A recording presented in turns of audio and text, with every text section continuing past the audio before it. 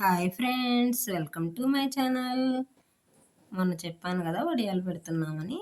ఆ రోజు రవ్వ ఉడకటం వరకే చూపించాను అనమాట. రవ్వ ఉడికిన తర్వాత ఇలాగా ఒక చీరనైతే నీళ్ళల్లో తడిపి పిండుకోవాలి. తర్వాత ఇంకో చీర ఒకటి తీసుకొని దాన్ని పరుచుకోవాలన్నమాట. ఆ చీర అయితే పొడిదనమాట. ఈ పొడిది పరిచిన తర్వాత ఇప్పుడు తడిపిన చీరని దీనిపైన పరుస్తాము.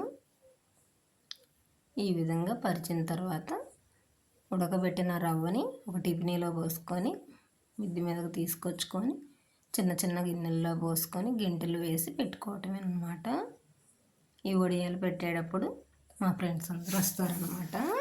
అందరం కలిసి మాట్లాడుకుంటూ సరదాగా పెట్టుకుంటాము. ఈ విధంగా వడియాలన్నీ పెట్టేస్తామన్నమాట.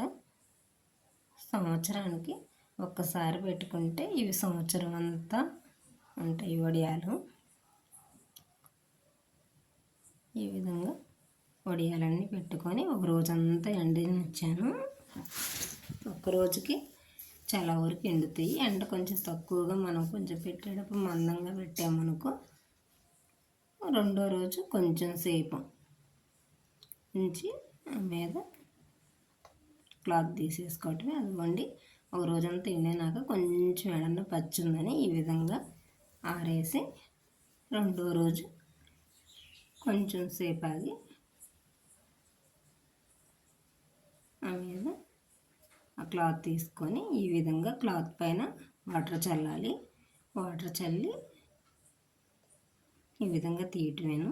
నాకంటే వీడియో తీసేవాళ్ళు లేరని నేనే ఒక చేత్తో ఫోన్ పట్టుకొని ఒక చేతితో అలా తీస్తూ చూపిస్తున్నా. లేదంటే రెండు చేతులతో క్లాత్ అటు ఇటు పట్టుకొని లాగినట్లయితే వడియాలన్నీ అవే ఊడి క్లాత్లోకి వస్తాయి. ఇంతే ఫ్రెండ్స్, వడియాలు పెట్టడం చాలా ఈజీ అనమాట. ఈ విధంగా వడియాలు మొత్తం ఒలుసుకోవాలి. వీడియో తీసేవాళ్ళు ఉంటే ఇంకా బాగా క్లాత్ లాగి చూపించేదాన్ని అనమాట. ఈ విధంగా అన్నీ ఒలుసుకున్నాను. ఒలుసుకున్న తర్వాత ఇవన్నీ మళ్ళీ ఎండలో పోస్తే ఒక గంట ఎండినా చాలన్నమాట. ఇవి ఆల్రెడీ ఎండినాయి కాబట్టి పెద్ద ఎక్కువసేపు ఎండనక్కర్లేదు.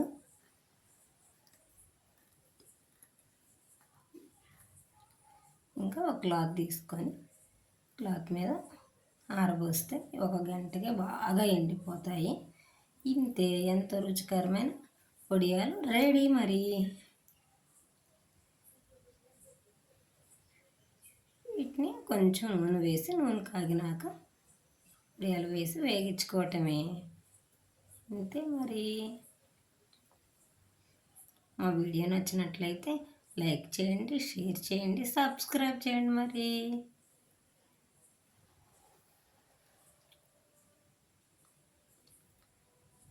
ఫస్ట్లో అయితే ఈ వడియాలు పెట్టడం నాకు కూడా చేత కాదు, ఇటీవలే నేర్చుకున్నాను.